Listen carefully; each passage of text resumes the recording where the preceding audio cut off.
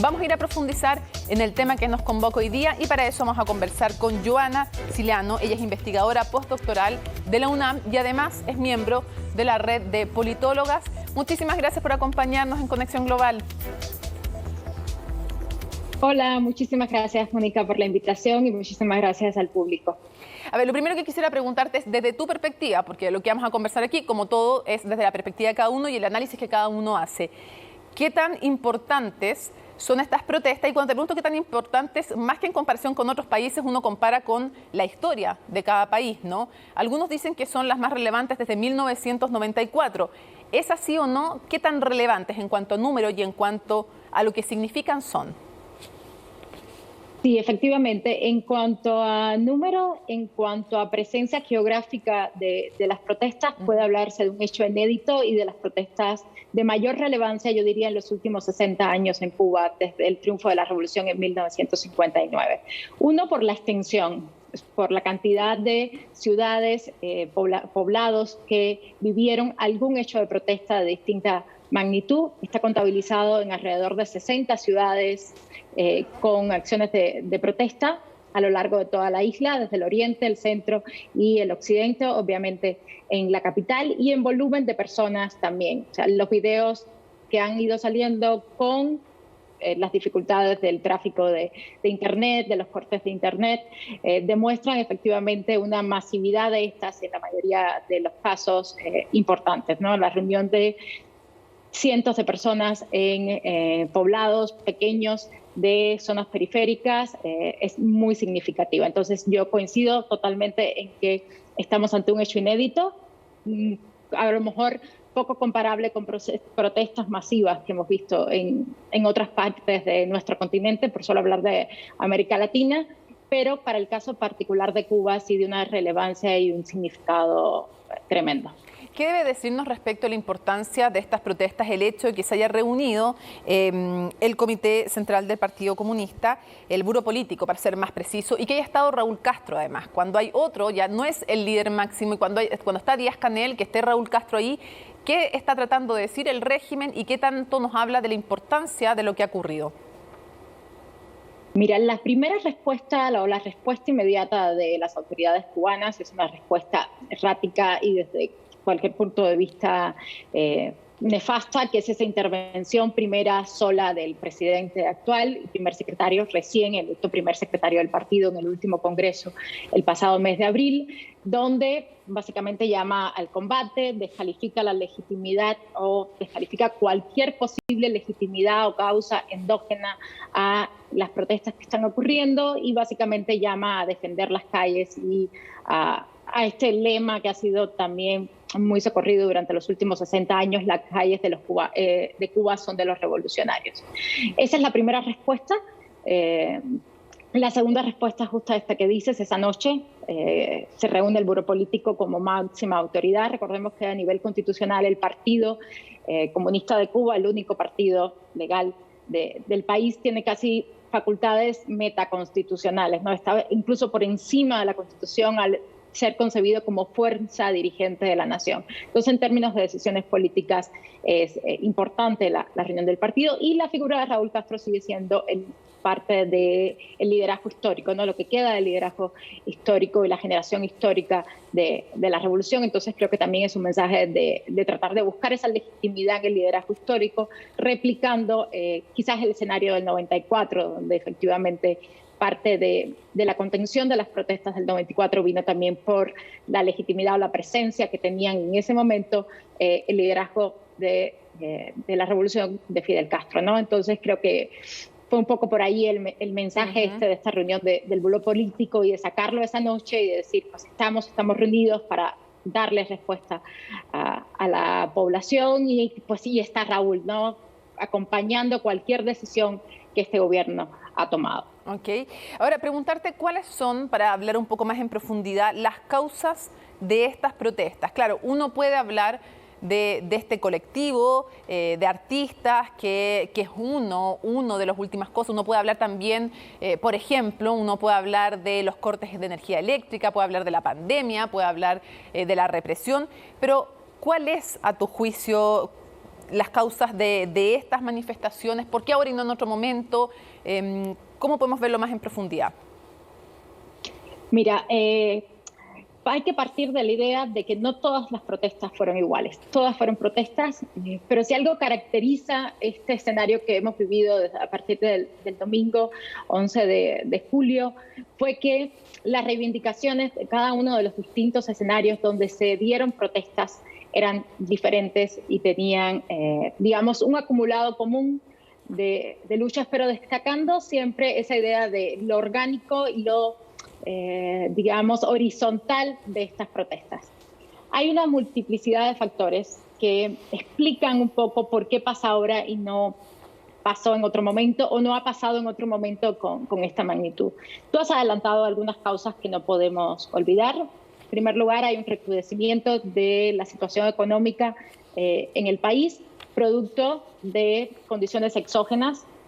También lo comentabas en algún momento, la existencia del bloqueo, embargos, sanciones, como le quieran llamar, de Estados Unidos hacia Cuba y las implicaciones económicas que ha traído la pandemia del COVID-19, particularmente en el caso de Cuba, con la reducción drástica del turismo, una de sus principales fuentes de ingresos. Pero también hay digamos, una serie de causas endógenas de esa crisis económica que tienen que ver con una dilación tremenda de medidas económicas internas que debían haberse tomado y que no se han tomado o que no se han tomado en el momento con la premura y con la urgencia que se requerían. Entonces tienes una agudización de la crisis económica, tienes una agudización de las condiciones sanitarias, particularmente en estas últimas semanas.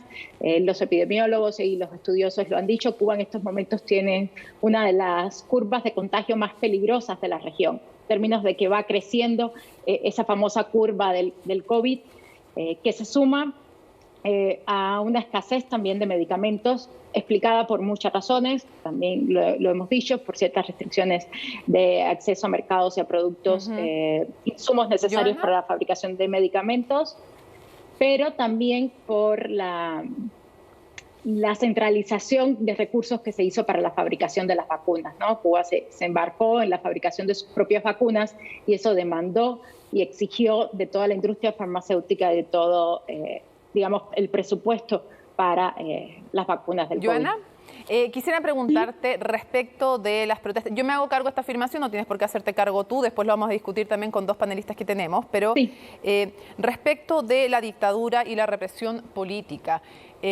¿cuánto ha influido para que se provoquen ahora estas manifestaciones? También el hecho de que hayan redes sociales, que comience a penetrar más Internet, y también otro factor que no es tan conocido en nuestro país, que es, por ejemplo, yo hablaba de este movimiento, el movimiento San Isidro, grupos también de raperos, sectores en La Habana, donde hay artistas que empiezan también a hacer una protesta urbana, callejera.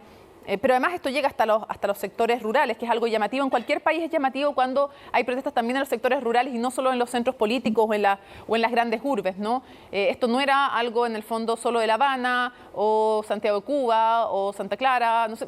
Hay en el fondo en provincias más pequeñas. Entonces quisiera preguntarte cuánto estos otros elementos, los elementos de la tecnología, los elementos también de los artistas, que se van sumando, ¿qué va pasando también con la oposición cubana y con la manifestación en contra de la dictadura? De nuevo, me hago cargo yo de esa afirmación. No te preocupes. Justo por ahí va un poco mi respuesta anterior. A los factores anteriores que denotan algunas de las reivindicaciones que ves en los videos, también se escuchan reivindicaciones muy claras de libertad, cambio de régimen, de dimisión de las autoridades, incluso de la dimisión del presidente Díaz-Canel, y el coreo de una de las canciones que se ha convertido en un himno en los últimos meses durante 2021 y a partir de los sucesos del movimiento San Isidro, que es la reivindicación de patria y vida en oposición a la consigna tradicional del régimen cubano de patria o muerte. Y efectivamente, entre las causas también de por qué pasa ahora y no pasó a lo mejor con esta magnitud en otro momento, juegan un papel esencial las redes sociales y la posibilidad de viralizar la protesta, la inconformidad, de darse a conocer por canales alternativos, hechos que provocan enojo, encono social, molestia y que antes eran fácilmente aplacados, atenuados y que no se conocían. Aquellos que estudiamos Cuba sabemos que hace muchos años que hay índices de protesta social. Hay reclamos muy puntuales por satisfacción de servicios públicos, reclamos de viviendas, reclamos de medicinas, pero eran fácilmente atendidos o acallados o aplacados y no alcanzaban, al no tener estructuras de difusión, acceso a medios masivos de comunicación, acceso a prensa independiente, no había forma de que eso se conociera. ¿Qué pasa ahora? Que las redes sociales en los últimos 2 años efectivamente han tejido una serie de articulaciones entre ciudadanos, grupos de compra y venta de medicamentos, grupos de compra y venta de bienes de primera necesidad, que de pronto se articulan también en estas reivindicaciones. Sí. Entonces, Joana, son esenciales. Se va acabando el tiempo para la conversación, pero quisiera preguntarte, ¿cuán fuerte está el régimen? Esto van a ser protestas que van a pasar y luego va a volver todo, entre comillas, una normalidad, y junto con eso engarzarlo con el rol de la comunidad internacional y específicamente de Estados Unidos, porque uno hubiera pensado que con Biden iba a volver la política más bien de Obama, que restablece relaciones, que trata de acercarse, que atenúa un poco el embargo. Después viene Trump y vuelve más fuerte todavía el embargo y no, en el fondo, hay ninguna conversación. Y con Biden no ha pasado nada, en el fondo, lo que se había prometido, no hasta ahora por lo menos, ¿no? Entonces, preguntarte por un lado, ¿qué tan fuerte está el régimen cubano? ¿Qué crees que va a pasar? Y el rol de la comunidad internacional. Sí, es una pregunta bastante compleja para responder de manera rápida. No, tienes tu tiempo, tranquila. Hay tiempo para que la contestes, no te preocupes. Yo me centraría, digamos, en 3 elementos para responderte. El primero, el derecho a la protesta. Yo creo que no va a ser igual, que ya después de lo que ha pasado en estos días, ya nada va a ser igual, aun cuando se pueda contener esta ola de protestas, aun cuando hay un reflujo por miedo, por la represión, efectivamente, por la presencia de autoridades y la realización, como se espera, de juicios ejemplarizantes para castigar a aquellas voces o aquellos elementos más visibles o de mayor liderazgo dentro de las protestas. Creo que lo que pasó ya hace un llamado a la necesidad de gestar canales de canalización del disenso, de reconocer que hay un disenso interno más allá de cualquier influencia o cualquier condicionamiento externo, y que hay que darle canalización a este disenso, y que este disenso ya no podemos seguir invisibilizándolo, y que entonces va a seguir brotando, digamos, recurrentemente. Eso no creo que todo vuelva a ser igual. Yo creo que ya nada va a volver a ser igual, ni siquiera en términos emocionales, para los ciudadanos y las ciudadanas que vivieron ese momento de activación y de acción colectiva, y todos los que hemos vivido o hemos seguido protestas sabemos lo que eso significa, más en un escenario como el cubano. En un segundo elemento, pues el régimen, la posición del régimen en este momento es desconocer totalmente cualquier legitimidad. Son en estos momentos los que tienen el poder coercitivo real, el ejército, la policía y el control del país. Eso es real, tienen posibilidades a través de los medios de coercitivos de tener el control del país, y además tienen el control del país en términos comunicacionales. Por ejemplo, llevamos 3 días prácticamente sin comunicación por Internet, porque el acceso a Internet es a través de un solo monopolio, que es el monopolio estatal. Entonces, digamos que hay cierta cohesión todavía en las élites del régimen, y el régimen mantiene el control del país y ha podido, digamos, está pudiendo apagar en primer momento esta ola de protestas. Y en tercer lugar, en el caso de Estados Unidos, yo particularmente, aquí hago como tú, me hago cargo de mi expresión, yo soy, digamos, totalmente partidaria de la eliminación de las sanciones y embargo, bloqueo, como le quieran llamar. Creo que es algo que tiene que hacer unilateralmente el gobierno norteamericano. Sabemos que es algo mucho más complejo al hecho de que Biden quiera o no quiera.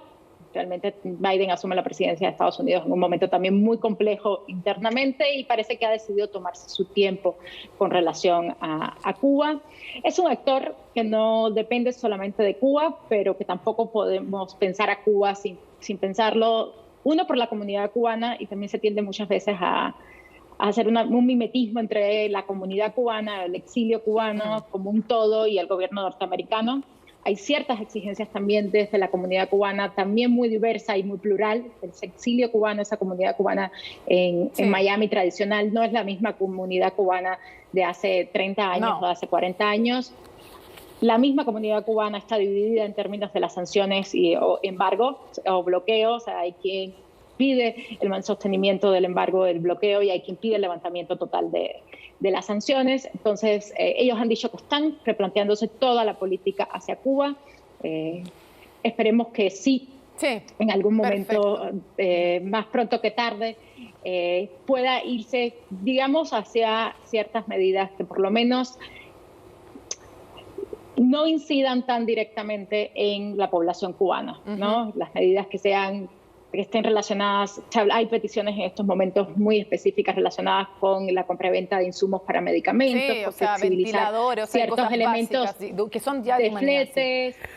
En la inclusión de Cuba, aunque Cuba renunció a estar en el mecanismo COVAX, pues crear algún otro mecanismo para que en lo que terminan de producirse las vacunas cubanas o se valora su efectividad, por lo menos población vulnerable de Cuba pueda acceder a estos donativos de vacunas de Estados Unidos. Creo que en términos generales va a jugar un rol Estados Unidos como país cercano, ¿no? Joana, quiero agradecerte muchísimo que nos hayas acompañado desde México en este análisis sobre la situación cubana. Muchísimas gracias. Muchísimas gracias por la invitación. Ha sido un gusto.